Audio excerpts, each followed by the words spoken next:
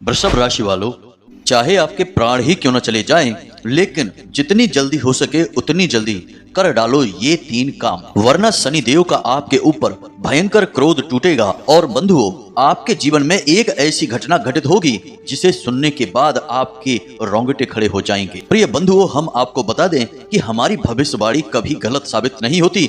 अब तक हमने जो कुछ भी आपके बारे में बताया है वह सब कुछ सच हुआ है और आने वाले 10 दिन आपके जीवन के सबसे खतरनाक हैं। आपके जीवन में एक बहुत बड़ा बदलाव होने वाला है और यह बदलाव आपकी जिंदगी को पूरी तरह से बदल कर रख देगा। जी हाँ प्रिय बंधुओं, यदि आप अपना और अपने परिवार का भला चाहते हो तो आज इस वीडियो को शुरू से लेकर अंत तक जरूर देखना। तो जयकारा बोलो माता रानी का, जगत माई महामाई माँ भद्रकाली की जय बोलो, माता रानी के सांचे दरबार की जय बोलो। स्वागत है आपका शिवप्रिया भिंड यूट्यूब चैनल में। देखिए दोस्तों, शनिदेव जो बकरी चाल चलने जा रहे हैं, आपके ऊपर बहुत बड़ी दृष्टि बनाकर बैठे हैं। इसी के साथ साथ मंगल देव आपके हानि भाव में गोचर कर रहे हैं, जो आपको बड़ी बड़ी पीड़ाएं देने के लिए तैयार बैठे हैं। अब इन दोनों की इस भाव में गोचर करने का नतीजा यह होगा कि आपकी जिंदगी में एक बहुत बड़ा धक्का लगेगा, आपको एक बहुत गहरी चोट पहुंचेगी, आपका कोई अपना आपसे बिछड़ जाएगा और आपके शत्रु सबसे ज्यादा सक्रिय हो जाएंगे और पूरी ताकत लगाकर आपको बर्बाद करने की कोशिश करेंगे। और यदि आपने सतर्कता नहीं बरती तो कुछ हद तक वो कामयाब भी हो जाएंगे। और जो लोग काम धंधा व्यापार करते हैं उन लोगों की भी हालत बहुत खराब होने वाली है, क्योंकि मंगल देव जो हानि भाव में गोचर कर रहे हैं वे और स्थिति को खराब कर देंगे। वैसे भी व्यापार की स्थिति ऐसी है कि आपको लगातार संघर्ष करना पड़ रहा है।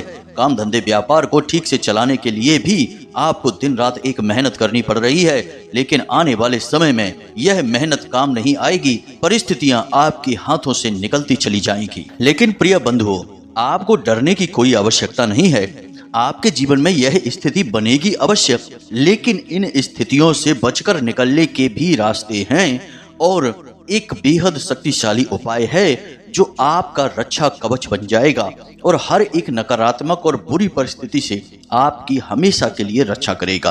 अब उस उपाय को जानने के लिए आपको वीडियो अंत तक देखना होगा। हम आपको सारी बातें विस्तार से बताएंगे। सबसे पहले आपको बताएंगे उन 3 कार्यों के बारे में जो आपको जरूर कर लेना है, और उसके बाद हम आपको बताएंगे वह एक महाशक्तिशाली उपाय जो माता रानी से जुड़ा हुआ है और आपके जीवन में सकारात्मक बदलाव लेकर आएगा। तो इसके लिए आपको वीडियो पूरे धैर्य के साथ ठंडे दिमाग से देखना है और अंत तक वीडियो देखना है, वरना आप कुछ भी नहीं समझ पाएंगे और आधा अधूरा ज्ञान लेकर चले जाएंगे। और यह तो आप अच्छी तरह से जानते हैं कि आधा अधूरा ज्ञान न होने से भी ज्यादा खतरनाक होता है। तो प्रिय बंधुओं, वीडियो को पूरा देखें और हर बात को समझकर अपने जीवन में उतारने की कोशिश करें। तो चलिए इस बेहद ही ज्ञानवर्धक वीडियो की शुरुआत करते हैं, लेकिन इससे पहले हम चाहेंगे कि आप माता रानी का आभार व्यक्त करें और कमेंट बॉक्स में 1 बार नहीं 3 बार लिखें, जय माँ भद्रकाली कृपा करो। माता रानी की आपको पूरी कृपा और आशीर्वाद प्राप्त होगा और अगले 24 घंटे में आपको एक बहुत अच्छी खुशखबरी सुनने को मिलेगी। इसी के साथ साथ माता रानी के इस तुच्छ दास का आपसे एक छोटा सा निवेदन और है कि यदि आप इस चैनल पर पहली बार आए हैं तो आप इस चैनल को जल्दी से जल्दी सब्सक्राइब करके बगल में जो घंटी का निशान है उसे दबा दें। इससे आप हमारे और माता रानी के दिव्य परिवार के सदस्य बन जाएंगे।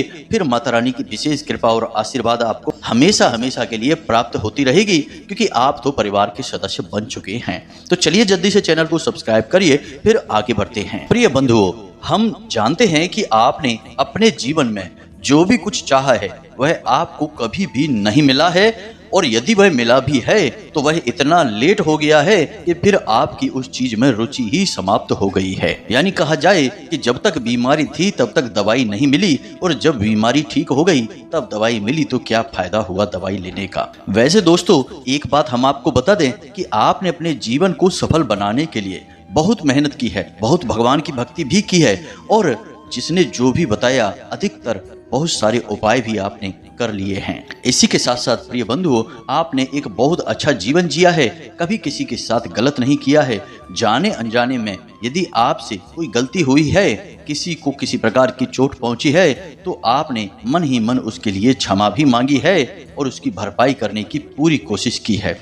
फिर भी देखा जाए तो आप अपनी खुशियों से, सच्चे प्रेम और सफलता से कोसों दूर दिखाई देते हैं। अब तक उनके लिए बस तरस ही रहे हैं। लेकिन दोस्तों, सोचने वाली बात यह है कि जब सब कुछ ठीक है तो फिर क्यों आपको कुछ भी आपके मन के अनुसार हासिल नहीं हो पा रहा है?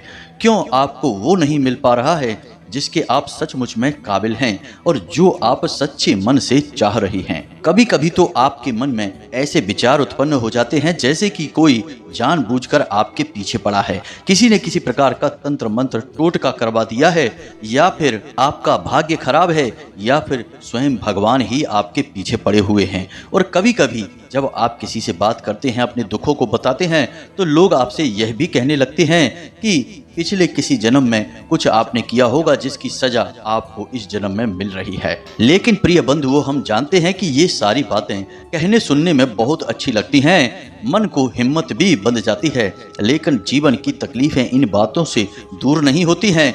वे तो तभी दूर होंगी जब आपको राहत मिलेगी, आपको मनचाही सफलता मिलेगी और जो आप सोच रहे हैं वह चीजें आपको हासिल होने लगेंगी। तो प्रिय बंधुओं, अब आप चिंता न करें। आज के इस वीडियो में हम आपके मन के इन्हीं सवालों के जवाब देने जा रहे हैं कि क्यों आपके साथ अब तक गलत होता चला आ रहा है और कैसे आप आज के बाद अपने जीवन में उन्नति करेंगे और होने वाले हर एक गलत को सही में बदल देंगे। जी हाँ मित्रों, हम आपको 3 कामों के बारे में बताएंगे जिन्हें आपको आज से ही, जब आप इस वीडियो को सुन रहे हैं तब से ही शुरू कर देना है। और एक बात यहाँ पर हम पहले ही आपको बता दें प्रिय बंधुओं कि ये कोई उपाय नहीं है, क्योंकि उपाय तो आपने बहुत सारे पहले ही कर लिए हैं और उनका आपको कोई खास परिणाम प्राप्त नहीं हुआ है। ये जो 3 काम हैं ये उपायों से भी कहीं बढ़कर हैं।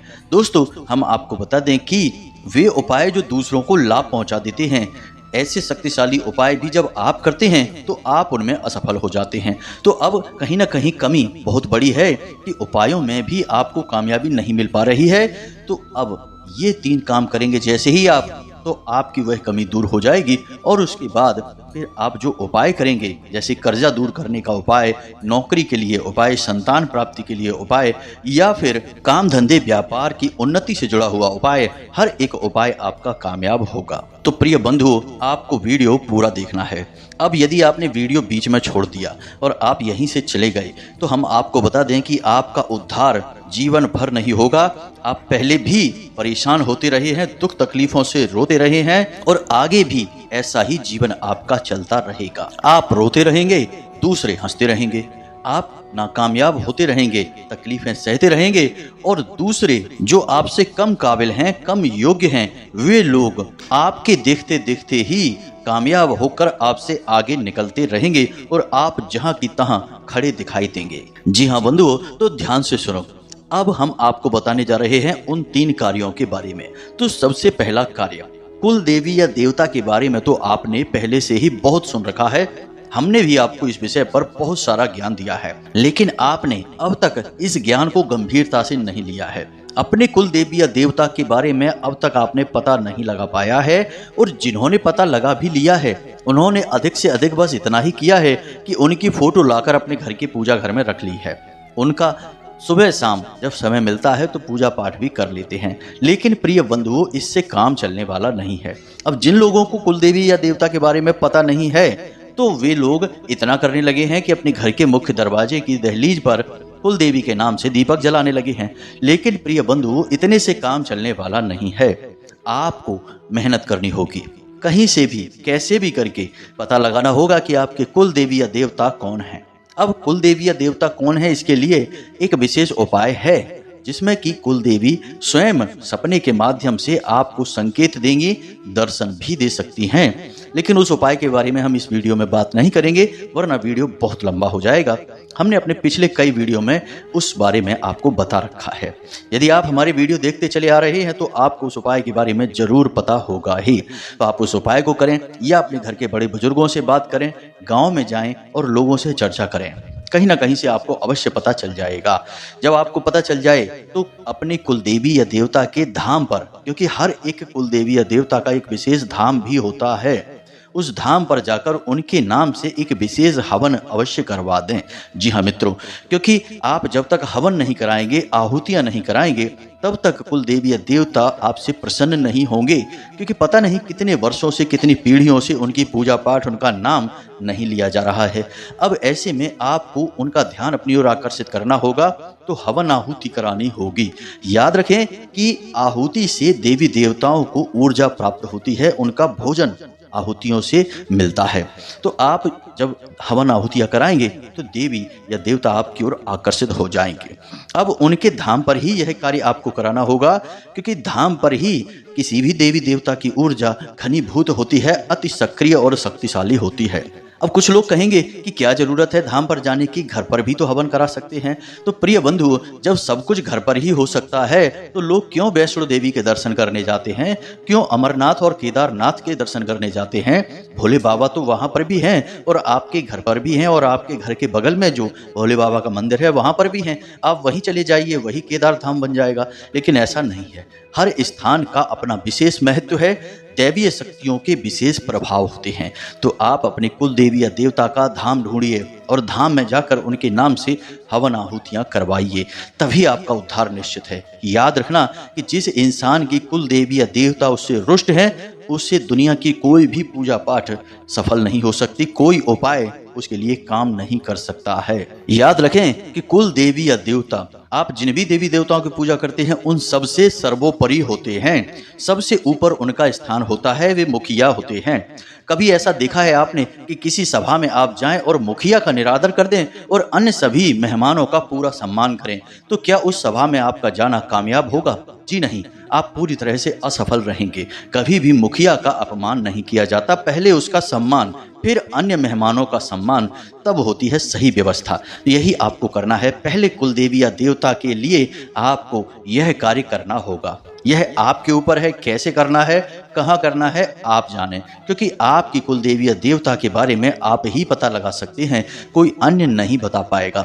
अब यदि आप नहीं पता लगा पा रहे हैं तो हम एक बहुत शक्तिशाली उपाय आपको अगले वीडियो में दे देंगे। आप कमेंट करके बताना, या व्हाट्सएप नंबर जो दिया गया है डिस्क्रिप्शन में, उस नंबर पर आप मैसेज कर देना, हम आपको इसके ऊपर एक विशेष वीडियो बनाकर दे देंगे। अब दूसरी स्थिति या दूसरा कार्य, प्रिय बंधु, आप लोग ग्रहों का बिल्कुल भी ख्याल नहीं रखते हैं। अब ग्रहों का ख्याल कैसे रखें? पहला कार्य कि आपको अपनी कुंडली किसी अच्छे ज्योतिषाचार्य को दिखानी होगी।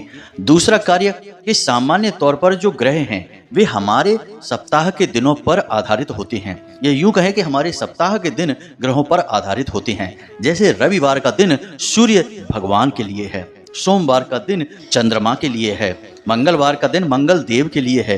तो हर दिन हर एक ग्रह के लिए बनाया गया है। तो इसका मतलब यह हुआ कि आपका हर दिन एक विशेष ग्रह की छाया में गुजरता है। और कुछ ग्रह ऐसे होते हैं जो बहुत ही ज्यादा तीव्र होते हैं, कठोर होते हैं। उन ग्रहों में सूर्य, मंगल, शनि और गुरु, ये 4 ग्रह होते हैं। यदि आपने इन ग्रहों के दिनों पर कोई भी ऐसा कार्य कर दिया जो इन ग्रहों के विरुद्ध है, तो आपको बहुत बड़ी हानि होगी। तो अब फिलहाल इन 4 ग्रहों से संबंधित कार्यों के बारे में ही हम आपको बता देते हैं, फिर आप इनके अनुसार ही कार्य करना और आप देखेंगे कि कैसे आपके जीवन में बदलाव आते हैं। तो प्रिय बंधुओं, रविवार के दिन आपको अपने बालों में तेल नहीं लगाना चाहिए, बालों को धोना ही नहीं चाहिए। और दूसरा कार्य कि नीले, काले और कत्थई रंग के कपड़े आपको नहीं पहनने चाहिए। इस दिन आपको तांबे की चीजें न बेचनी है, न खरीदनी है, और ना ही किसी को प्रयोग के लिए देनी है। ना ही नमक आपको किसी को देना है, न बेचना है, न खरीदना है। रविवार के दिन कोई भी नई चीज खरीदकर प्रयोग न करें, खास तौर से वस्त्र या फिर जूते। इस दिन झाड़ू और सफाई का सामान अपने घर लेकर ना आए, मांस मदिरा आदि का सेवन ना करें, और यदि यात्रा करनी पड़े तो कोशिश करें कि पश्चिम दिशा की ओर कोई भी यात्रा ना करें। इस दिन पश्चिम दिशा शूल होता है। और सबसे बड़ी बात कि इस दिन ना तो किसी पशु पक्षी जीव जंतु को हानि पहुंचाएं और ना ही किसी भिखारी को अपने घर से खाली हाथ वापस जाने दें। 100% आप देखेंगे कि रविवार के दिन आपके दरवाजे पर कोई ना कोई भिखारी अवश्य आएगा, या रास्ते में कहीं ना कहीं आपको कोई ना कोई भिखारी अवश्य मिलेगा, तो उसे दान दक्षिणा देकर ही वापस भेज। अब बात करते हैं मंगलवार के दिन की। यह भी बहुत खरा दिन होता है और इसकी ऊर्जा भी बहुत तीव्र होती है। तो मंगलवार का दिन हनुमान जी को भी समर्पित होता है और मंगल देव को भी समर्पित होता है। तो इस दिन भूल कर भी शराब और मांसाहार का सेवन ना करें, झूठ ना बोलें, कर्जा ना लें और ना ही दें और ना ही ब्याज और दलाली का काम करें। अब इस दिन आपको काले रंग के वस्त्र नहीं पहनने हैं, क्योंकि मंगल और शनि की शत्रुता रहती है। शनि को समर्पित होता है काला रंग। तो काले रंग के वस्त्र ना तो खरीदने हैं, ना बेचने हैं और ना ही आपको पहनने हैं। इस दिन आपको अपने बाल और नाखून भी नहीं कटवाने हैं। यदि आप ऐसा करते हैं तो आपको निश्चित तौर पर स्वास्थ्य हानि होगी, घर में बीमारियां आएंगी। इस दिन आपको किसी भी प्रकार का धन का लेन देन भी नहीं करना है। यदि आप ऐसा करते हैं तो माता लक्ष्मी आपसे रुष्ट होती हैं। और सबसे बड़ी बात कि सौंदर्य प्रसाधन ना तो खरीदें, ना बेचें और ना ही किसी को उपहार में दें। यदि आप ऐसा करते हैं तो आपके रिश्तों में, यानी कि आपके दाम्पत्य जीवन या प्रेमी जीवन में दरार आ जाएगी, संबंध आपके खराब हो जाएंगे। इसी प्रकार मंगलवार के दिन आपको दाम्पत्य जीवन में समागम नहीं करना है, क्योंकि यह दिन हनुमान जी को समर्पित होता है। तो इस दिन आपको पूर्ण ब्रह्मचर्य का पालन करना चाहिए। अब बात करते हैं गुरुवार के दिन। तो गुरुवार का जो दिन है वह बहुत ही खास है, क्योंकि यह दिन गुरुदेव को तो है ही, जो कि देवताओं के गुरु हैं, बृहस्पति हैं। दूसरा कि भगवान श्री हरि विष्णु और माता लक्ष्मी को भी समर्पित है।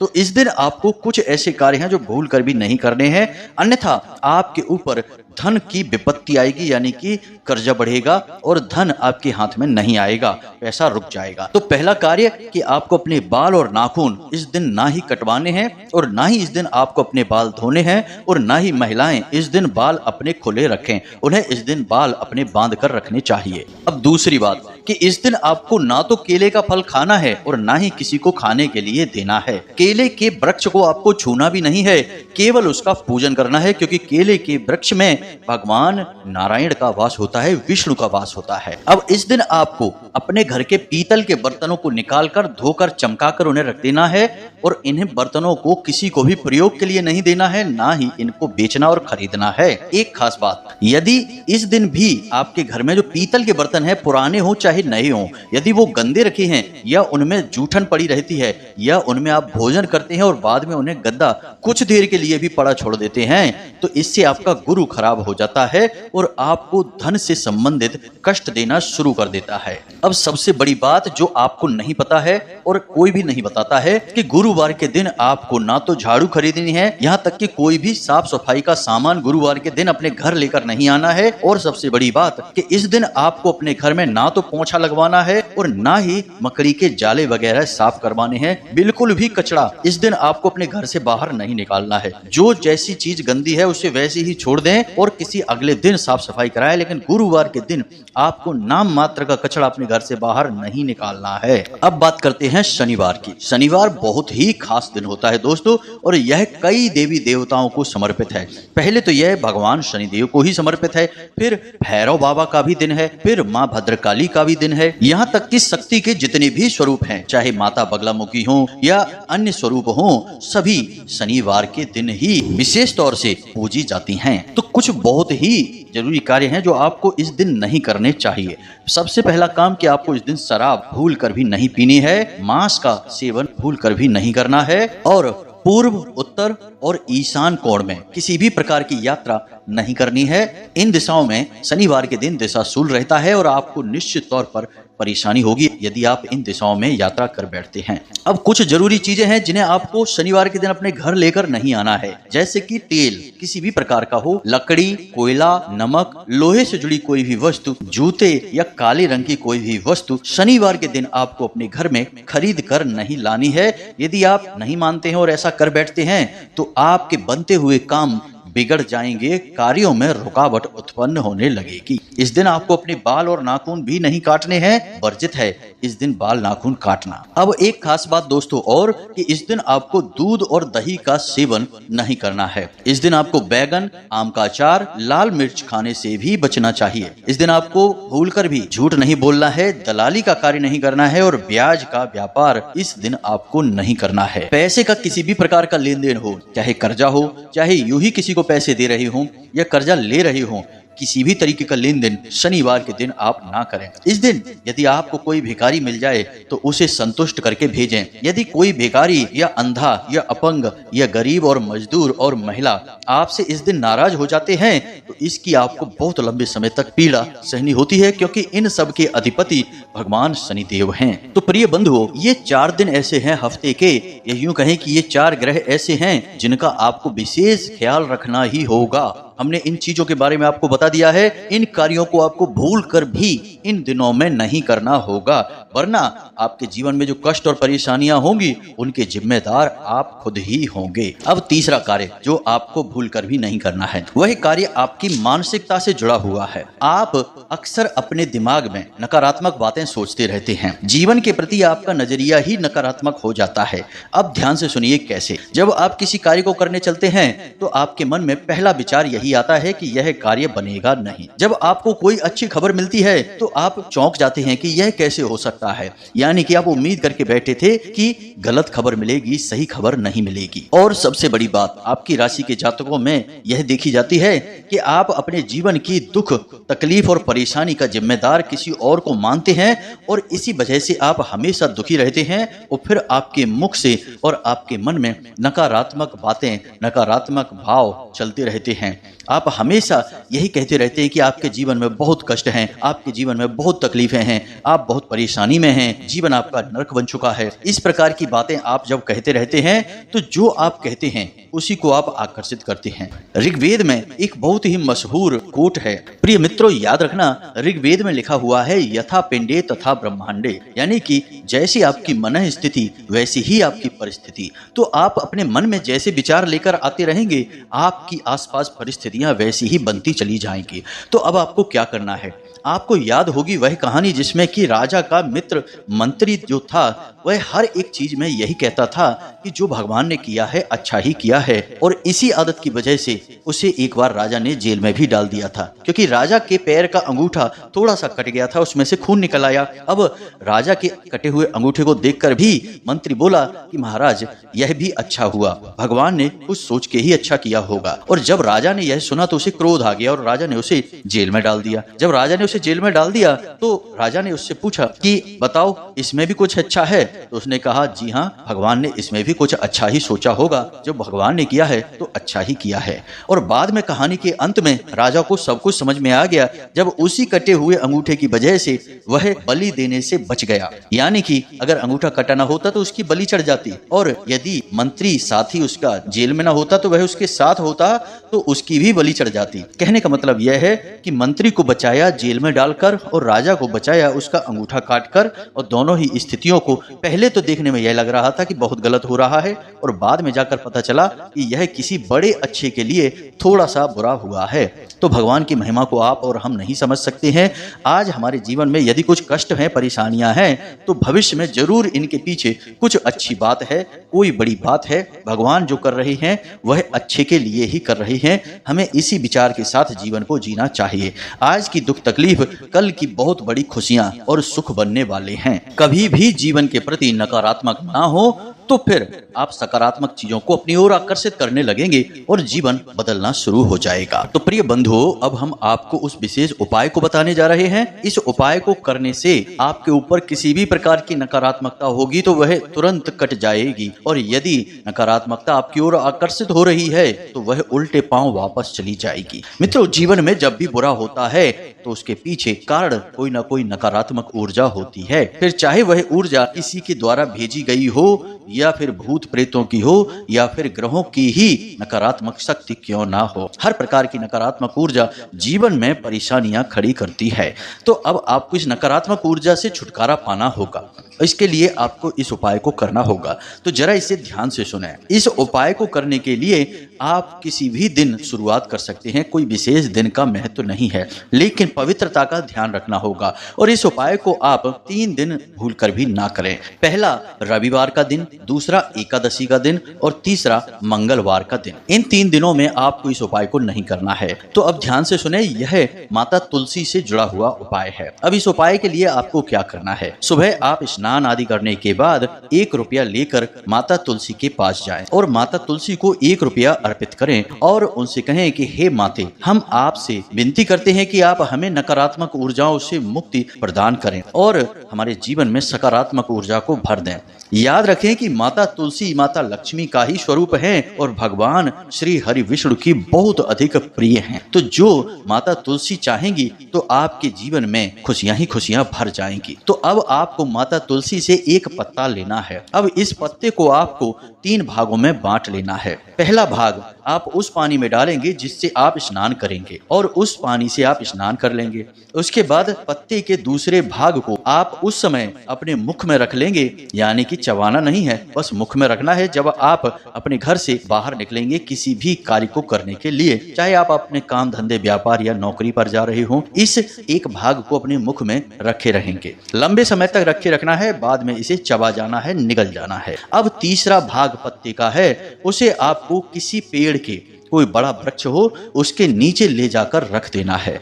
अब इसमें आपको संकेत मिलेगा और वह संकेत क्या होगा कि आपके ऊपर यदि कोई नकारात्मक ऊर्जा है तो आप जैसे ही उस पत्ती के भाग को पेड़ के नीचे रखेंगे, उस पेड़ की पत्तियां हिलनी शुरू हो जाएंगी और इस प्रकार आपके ऊपर की नकारात्मक ऊर्जा कटनी शुरू हो जाएगी। अब इस उपाय को आपको लगातार 7 दिनों तक करना होगा। अब इन 7 दिनों में आपको इन 3 दिनों का ख्याल रखना होगा कि रविवार का दिन हो तो उसे छोड़ देना है, मंगलवार का दिन है तो उसे छोड़ देना है, एकादशी यदि बीच में पड़ जाती है तो उसे भी छोड़ देना है। बाकी अगले दिन से आप फिर से इस उपाय को करें। तो 7 दिन तक आपको इस उपाय को करना है। फिर आपके ऊपर कितनी ही भयंकर नकारात्मक ऊर्जा हो वह समाप्त हो जाएगी। याद रखना कि माता तुलसी स्वयं शुद्ध सकारात्मक ऊर्जा का स्वरूप है। कभी भी माता तुलसी ऐसे स्थान पर रह ही नहीं सकती जहां नकारात्मक ऊर्जा हो, और जहां तुलसी माता है वहां किसी भी प्रकार की नकारात्मक ऊर्जा नहीं रह सकती है। तो आपके लिए इससे बेहतर और इससे सरल उपाय कहीं हो ही नहीं सकता है और यह बहुत ही प्रामाणिक और शक्तिशाली उपाय है। हजारों लोगों के ऊपर आजमाया हुआ है, सबके ऊपर इस उपाय ने कार्य किया है, आपके ऊपर भी करेगा। तो उम्मीद है कि जो बातें हमने आपको बताई हैं वे आपको अच्छी तरह से समझ में आ गई हैं। नहीं समझ में आई हैं तो फिर से वीडियो देखें, पेन और पेपर लेकर बैठें और चीजों को नोट कर लें। इन बातों को अपने जीवन में ज्यों का त्यों उतारें, आपका जीवन बदलेगा, इस बात की हम गारंटी देते हैं। अब यदि कोई प्रश्न आपके मन में उठता है तो आप कमेंट करके पूछें या फिर वीडियो के डिस्क्रिप्शन में दिए गए नंबर पर सीधे व्हाट्सएप करके धाम से जुड़ जाएं और अपने प्रश्नों के जवाब प्राप्त कर लें। याद रखें मित्रों कि हमारी साधना काल के समय यदि आप कोई प्रश्न पूछेंगे तो जवाब नहीं मिल पाएंगे। जब हम साधना से फ्री होंगे तो आपके प्रश्न देखेंगे और आपको जवाब अवश्य ही देंगे। इसी के साथ साथ आज की इस वीडियो को विराम देते हैं। हमेशा हंसते रहें, मुस्कुराते रहें, सकारात्मक रहें। याद रखें कि माता रानी की आपके ऊपर पूरी कृपा और आशीर्वाद आ चुके हैं, तभी आप इस वीडियो को देख रहे हैं। अब आप धाम से जुड़ चुके हैं। तो मिलते हैं अगले ज्ञानवर्धक वीडियो में, तब तक के लिए धन्यवाद। जय माई की, जय मां भद्रकाली।